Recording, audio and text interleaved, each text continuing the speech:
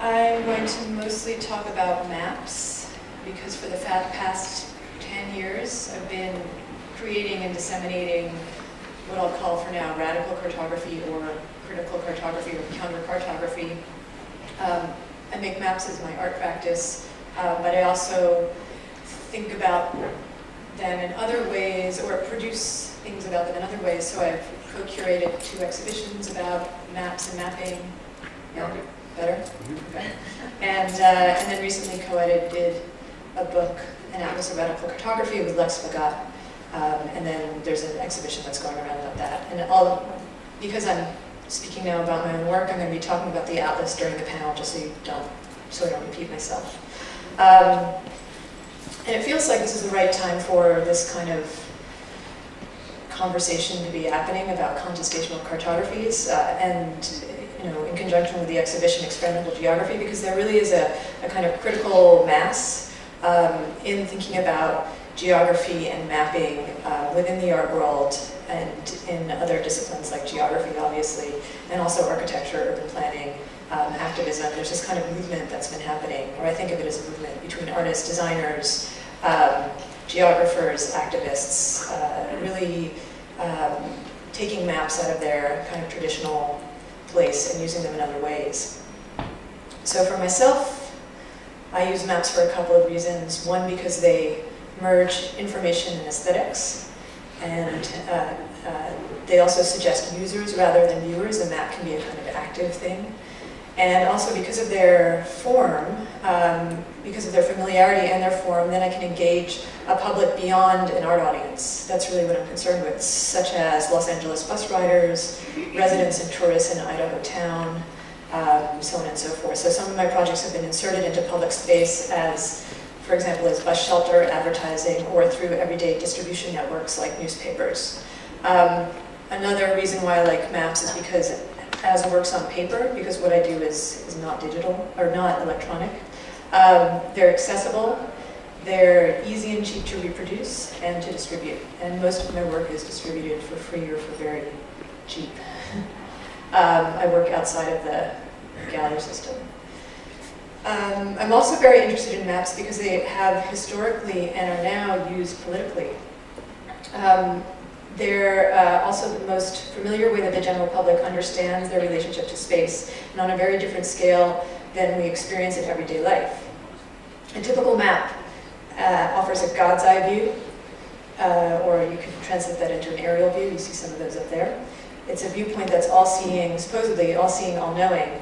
And this view can be very useful. It can allow us to understand complex systems, but it can also be abstracting. And the God's eye view is an important part of the geographical imagination, but it's also a major aspect for critiquing conventional maps. The God's eye view is traditionally instrumental in the map's function as a tool of power used by governments or by the military for control of territory, for colonization, exploitation of resources, and so on. But I'm also fascinated with the God's eye view, and I use it a lot in my own work. And I just wanted to illustrate this with some photos from my collection of aerial photos taken from windows of airplanes. And I have a kind of obsessive habit of doing this. And I used to go back and forth between LA and New York a lot, and I would make sure to sit on the opposite side of the plane going and coming, and make sure that, when I was going there, I was sitting on the right side because there would be sun glare on the left side, and, so I have like hundreds of photos of the same aerial views over and over. I want to make sure I'm sitting away from the wing. Here's some more. And I'm showing you these partly because even though I can intellectualize my interest in maps, I also like them on a very, very visceral level. And a lot of other people do too. In the past 2 years, I've been doing a lot of traveling and talking about the atlas and my work. And a lot of people come up to me and they say, I really love maps. I hear it over and over. It seems almost universal. But 2 years ago, I was in a panel with an artist from Nigeria, Chris Ikwemesi, who started off his talk saying, I hate maps. Maps destroyed my country. And that makes sense, because if you think about the colonization of Africa and how the map of colonization was forced onto a place where there wasn't those sort of hard political boundaries weren't there previously. And I'll come back to this problematics of the map in a little bit. I wanted to start very quickly showing you my first mapping project and my first public art project or public information project. And this is called Public Green. It's a project I did in LA in 2001 and 2002. And it's a bus shelter poster, and it's a mapping of public green space in Los Angeles. And public green, the double meaning of public green, meaning public parks, but also the color of money and the idea of social capital versus finance capital. And looking at the distribution, the unequal distribution of green space in Los Angeles and in many other cities where it's unequally distributed across class and racial lines. So in LA, poorer areas have less parks, they're less frequently maintained, they're farther apart, they're smaller. In wealthier areas, you can really tell the wealth of a city like LA by how green it is, not just in terms of how much money there is, but more street trees, bigger parks. That really talks about the economic and the social, the economic wealth of the neighborhood. So this project was a bus shelter poster because in LA, bus riders statistically are low income. I think when I was doing this project, the statistic was that 65% of bus riders made under $15,000 a year. So that's pretty low income. If you have means in LA, you have a car. Buses are very inconvenient, they're slow. You have to travel long distances, it takes a very long time.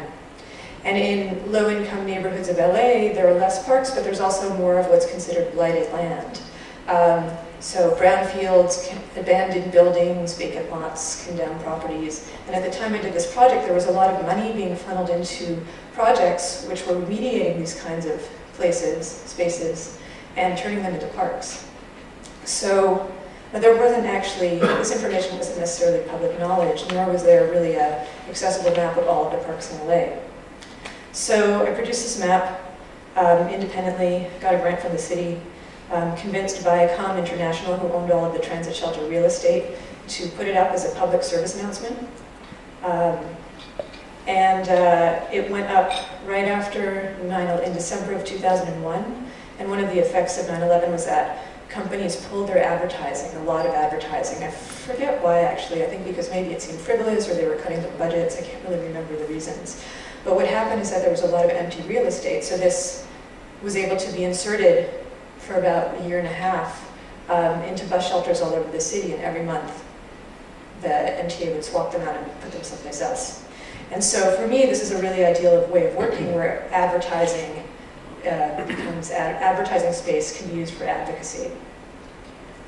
And I'm just going to show you this because this was, I also worked with some individual communities that had kiosks, transit shelter kiosks donated to them for community postings. And I guess in this community, they didn't have much to post about because this is 4 years later. And a friend of mine saw this and took the picture, and I just like it because here the map is becoming the landscape again, becoming more topographic.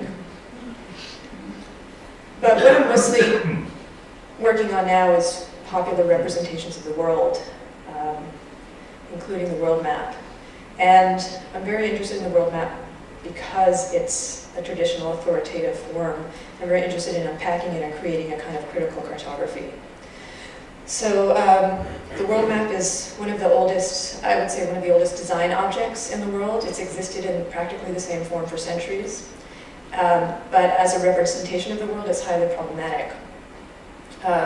World map as a two-dimensional object requires a translation of the spherical shape of the Earth onto a flat surface called a projection, and I think Pablo's going to talk about this later. And this is a mathematical problem, basically. And likewise, the translation of the political world onto the map is a kind of ideological problem.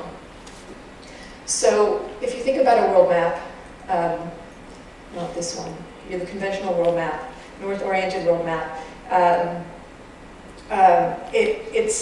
it presents a very specific set of political relationships based on physical geography that most people don't question.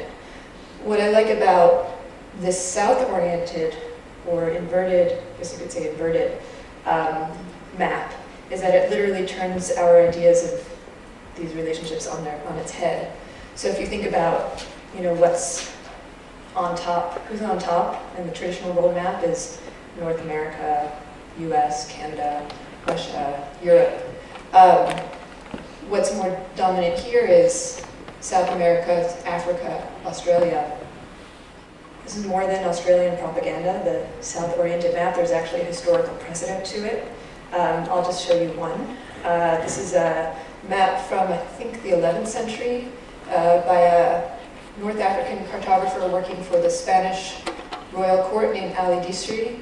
And this is a south-oriented map. A lot of maps during that time were south-oriented or east-oriented. East, for example, being where the sun rose, Mecca, paradise was. But today, mostly because of ship navigation, the maps needing to be used for navigation, north orientation is the way that we represent and understand global geography. So let's look at my favorite north-oriented world map, and maybe one of the most familiar maps, map as symbols in the world. So the UN emblem, which is a kind of extreme north-oriented map.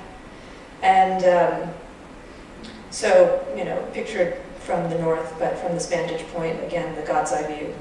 And this is a map of the world representing an azimuthal equidistant projection centered on the North Pole. And just a little side note, who created this famous map? It was the designers at the US Office of Strategic Services, and they created it in 1945. It wasn't intended to be the emblem for the UN, but it became that. And this is actually the copy of the sheet that was presented to the General Assembly to vote on making this the symbol. And originally it only included the world to the 40th parallel, cutting off some of the southern countries or distorting them. And then after some complaining, it was expanded to the 60th parallel so that the southern nations were less distorted and more physically present. So the UN emblem symbolically portrays the world as a place of equals, a world existing in harmony with unilateralism. There are no borders between the nations. But from a design standpoint, it's almost impossible to depict the world in a way that doesn't show dominance. There's always something on top. Something's always bigger than the others, or at the center. And if you think about traditional design competition, the center is usually the focal point. So what is at the center of the UN logo? It's kind of a blank spot, which doesn't really speak to the political realities of the area. And I did a project a year ago, 2 years ago, titled Area of Detail, which zooms in on the center, literally zooms in on the center of the UN logo, which is the Arctic Circle, which is mostly, right now, an icebound ocean with surrounding nations. You've got Denmark, Canada, the US, Russia, and Norway peeking out down there. And actually, this is in a show right now at Spaces in Cleveland, if anyone lives in Cleveland. So the Arctic Circle is one of these shared spaces, like Antarctica in a way, although a little differently because no one really lays claim to it yet. It's regulated by the UN through the Law of the Sea, which sets how nations define and exploit their territorial boundaries. But because of climate change and the Arctic ice rapidly receding, it opens up new possibilities for commerce and capital.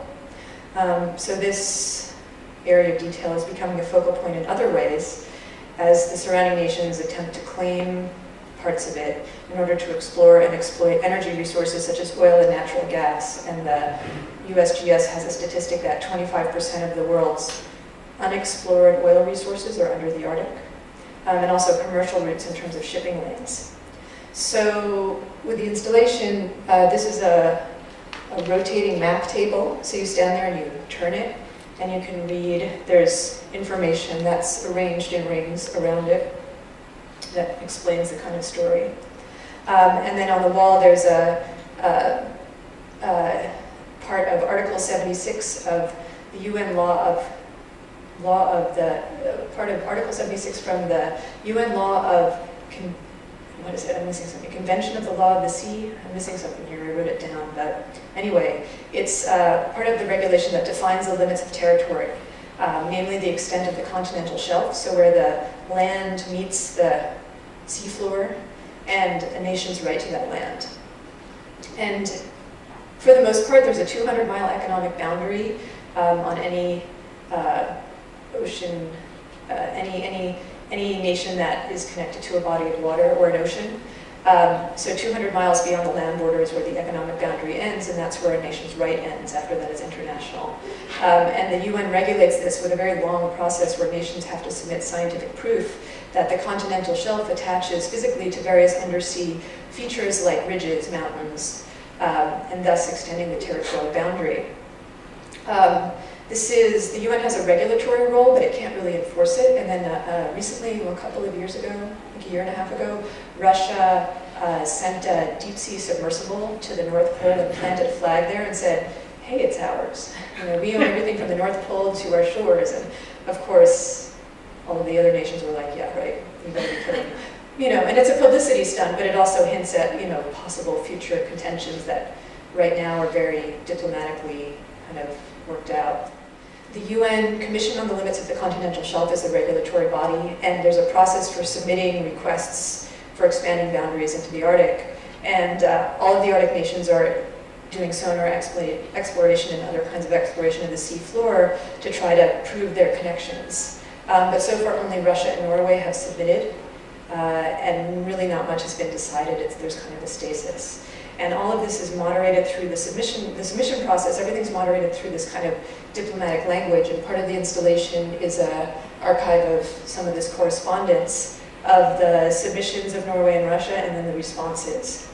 So here's, it's hard to see, Norway's response to Russia. Russia submitted their claim in 2001. You know, it's all very diplomatic.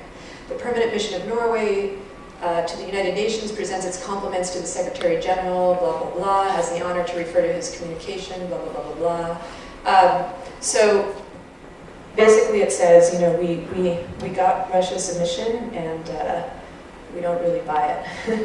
And so what they did is because Norway and Russia have there's three parts of this, the ocean in between Norway, Russia, and Iceland, that are in contention, called the banana hole, the loophole, and I forget the other one.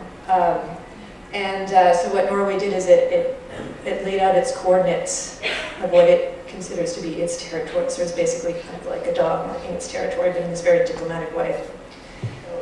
Another kind of world map. Another thing I'm interested in is another popular representation of the world is our World's Fairs or international expos.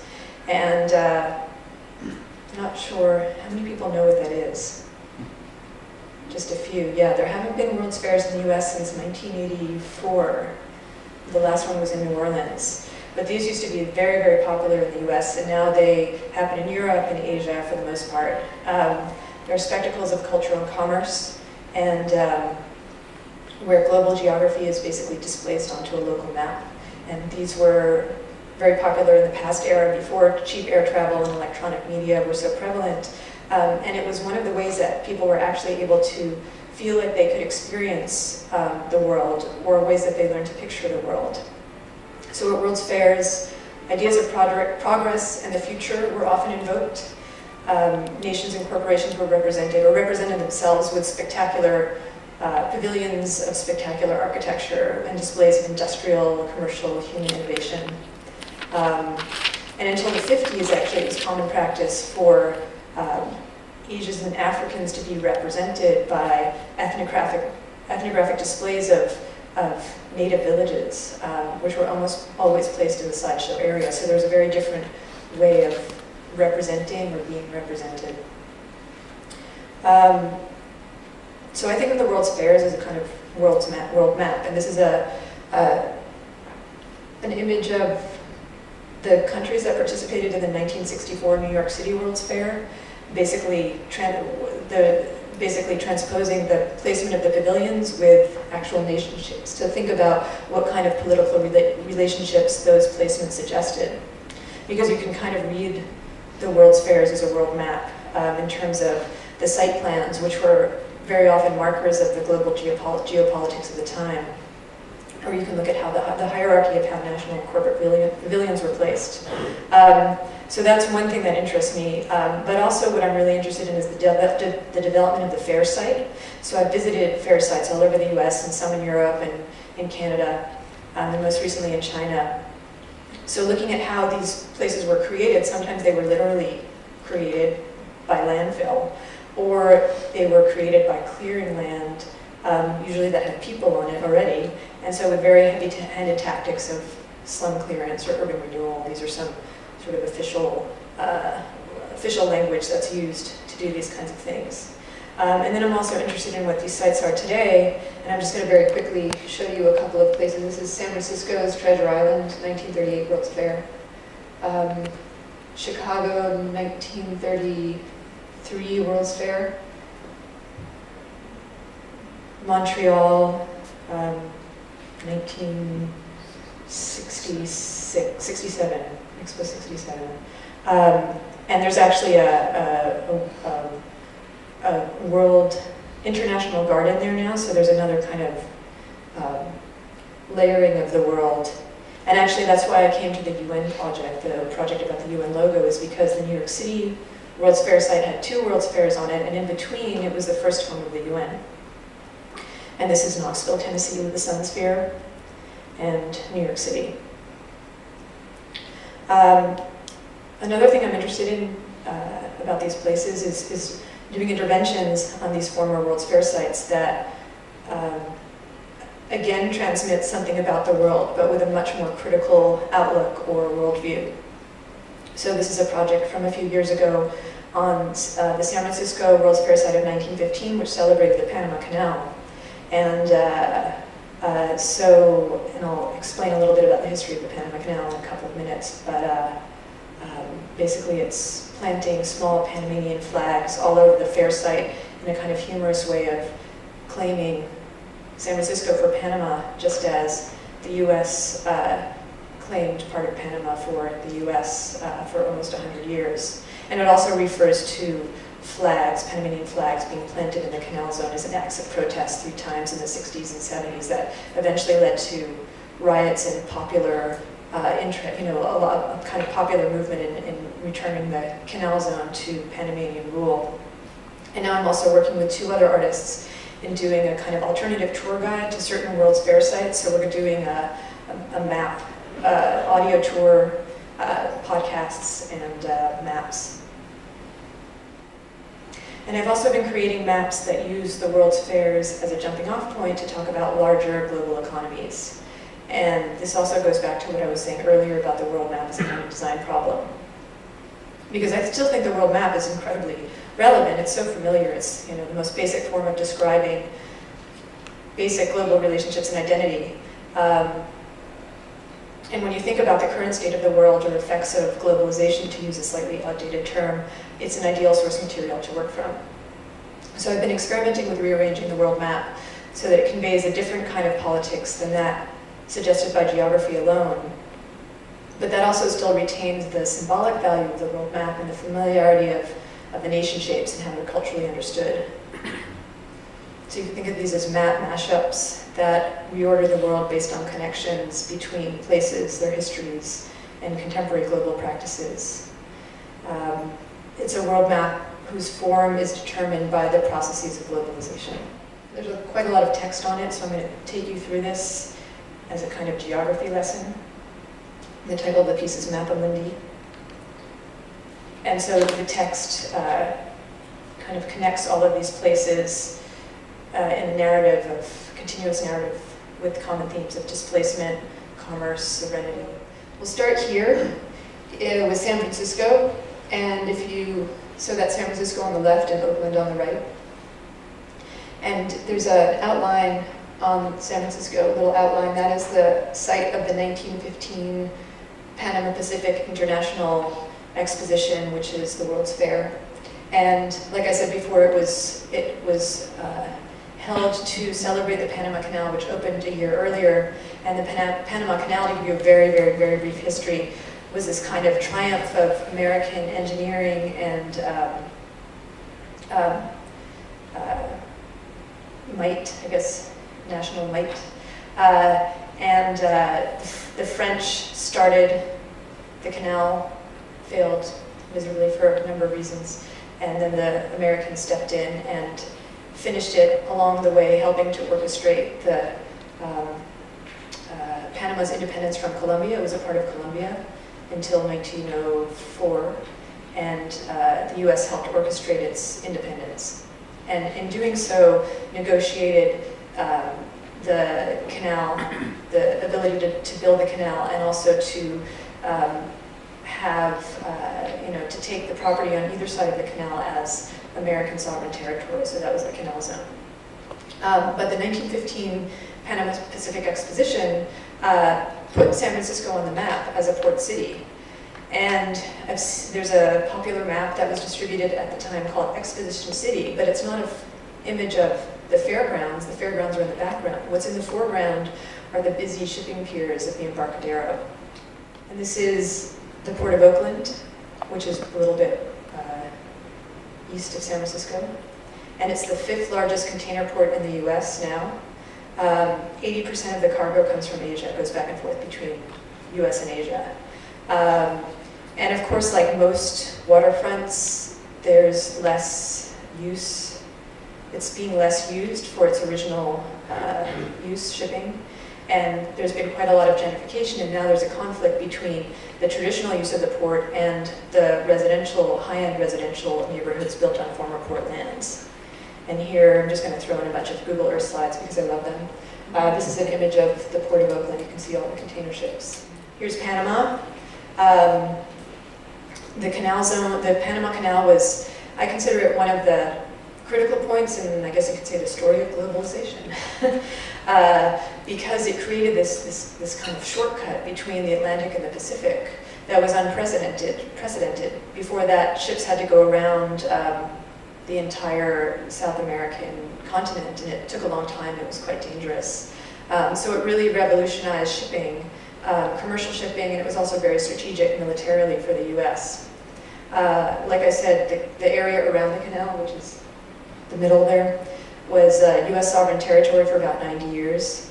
And there's this great documentary by Frederick Weissman that you should see if you can sit through 3 hours of it, called Canal Zone. And after about the first 20 minutes, you have no idea that this is taking place in Latin America. You think that you're in a Midwestern American town. And one other note is that as soon as the canal was built, it started to become obsolete because as shipping grew, ships became bigger and bigger and bigger and bigger. And there's a class of ships called Panamax, which is the maximum size that can fit through the Panama Canal. And now ships are much bigger than that. So last year, 2 years ago, Panamanians passed a referendum to widen the canal, so to keep up with the pace of shipbuilding. This is Canada, and this kind of exaggerated path through the Canadian Arctic is the Northwest Passage, and this is another historic shipping route that was explored many times, almost impassable because of ice, but because of global warming, climate change, whichever word you like, is now open in the summer for ship traffic. And there's a big kind of struggle between Canada and the US and Russia and other nations. Canada considers it internal waters, and other nations would like it to be considered international waters so that it can pass through freely. And of course, Canada has a vested interest in making sure that this passage, because it cuts through its territory, remains under Canadian control. And so they're taking steps to militarize some of the islands, and they make sure that they kind of underscore their physical presence on some of these islands. And so the Northwest Passage would be a kind of another Panama Canal because it would create yet another shorter shipping route between Atlantic and Pacific. This is the outline of about, at the time that I did this, it was about 90 ships, now it's about 70. Ships in storage in the Suisun Bay, which is east of San Francisco. And it's called a mothball fleet. It's basically in full storage. So this is the end of any story about any sort of economy, is the detritus of what's left over, where the garbage. Here's another lovely Wikipedia image. These things are enormous. And you're flying from San Francisco going east, sit on the left side, so you can see it. Some of these ships date back to the Korean War, Vietnam War. They're basically a lot of battleships and other kinds of military ships, and that have been decommissioned. There's a few that are maintained in readiness in case the U.S. needs a few extra battleships. They could be used, but most of them are just waiting to be recycled or broken down, trashed. And environmentalists in the Bay are putting a lot of pressure on the government to do something about them because these are old ships and they're leaching heavy metals and other things into the bay and making things toxic for animals, marine life, humans. Oh, I just wanted to show you this. This is why I love the Google Earth community. This is somebody who was probably a former, someone in the Navy who was able to identify every single one of these ships. And so I found this a couple of years ago, and then I looked for it more recently and it was gone, but I still could find the conversation thread, and the guy who posted it said, oh, I had to take this off, you know why.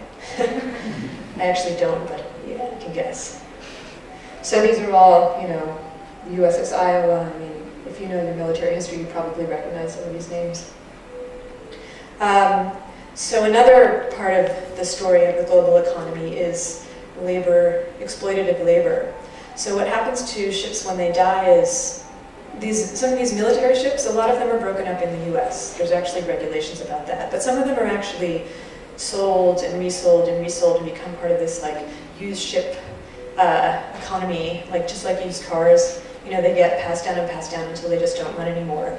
And what happens to a lot of these ships and other ships is that when they die, they are towed to shipbreaking yards and broken up.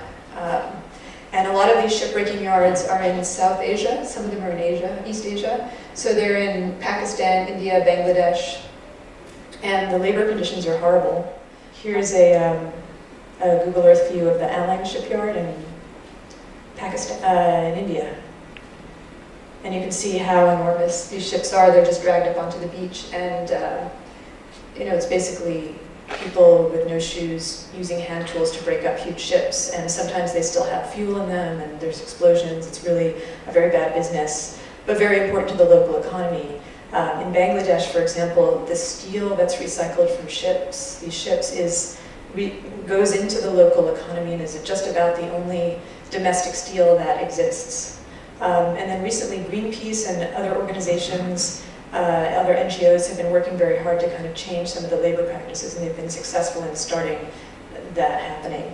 The last point on the world tour, this is China, and it's here for two reasons. One is because it's the next country that's hosting a World's Fair, the Expo 2010 in Shanghai, and also it's the second largest shipbuilding nation in the world. First is South Korea, third is Japan. Here's the Expo site. It's on the river running through Shanghai. Like other expos, there's been quite a lot of displacement to create the land for the expo, because you need a huge amount of land, and when you put it into the middle of a dense urban environment, you have to take a lot of things out. One of the things that's been displaced is the Jiangnan shipyard, which is a historic shipyard. It's one of Shanghai province's oldest, and it's being moved to this Qingxing shipbuilding island, where Shanghai province is consolidating all of its shipbuilding industry into this one island, making the largest shipbuilding area of its kind in the world. Actually, this seems like actually to me a very typical kind of Chinese urban project. Here's a picture of the shipyard while it was still in use. It's really enormous. And then here's the World's Fair site again. So the shipyard's on the north side of the river, the Puxi side, if you know Shanghai. And then on the Pudong side, the south side, this huge area that you see being cleared, this was a former industrial area where there was a big Krups factory, solid steel production, and a sizable village of about 20,000 people. So all of this was moved. The steel industry was not moved because it was determined that this was no longer a relevant industry for an urban area. So I don't actually know what happened to the steel industry and all of its in all of its parts. But the 20,000 people were moved in a Chinese urban renewal projects or industrial hydro energy projects always result in massive displacements. This is actually very small by Chinese standards, and it was done very humanely by Chinese standards. So, and I actually was just in Shanghai, and I got to talk to the real estate developer who built the buildings that people were moved into, and he was very proud that people were only moved 2.5 kilometers away from their original home. Usually what happens is that people are moved to like the very outskirts of the city, and they lose all connections to their former communities and jobs and things like that. There's always ironies in Expo Sites, and this one is definitely full of ironies. So they took out the real city and then they put in the simulated city block. And then this is the Dutch pavilion under construction, which is a series of small Dutch houses. So there's all these kinds of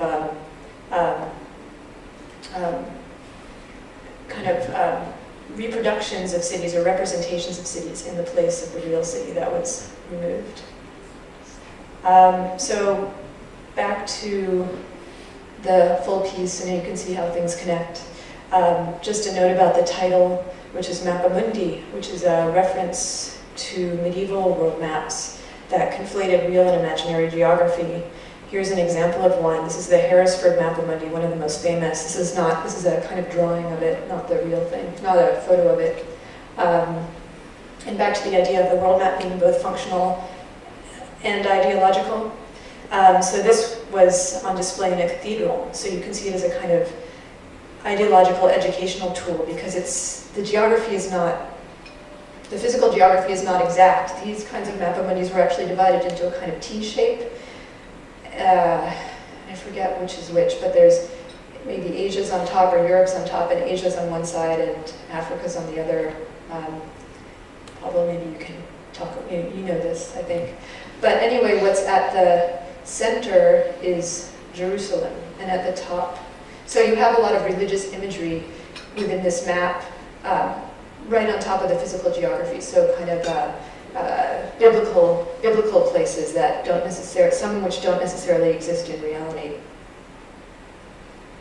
And then another kind of historical map that my Mappamundi is related to is a Portolan chart. These were kind of the road maps of medieval times, and even though there were probably thousands of them, but the ones that are still remaining are the more decorative, the highly aesthetic decorative ones that are in royal atlases and things like that. So this is a Japanese Portolan chart, actually. And what they are is, it basically tells you how to get from here to there. What's important is the ocean, not the landmass. You notice the landmass is blank. The only thing that you really is articulated is the coastline. So it really shows you how to make physical connections between places and therefore bring them closer together. And thanks.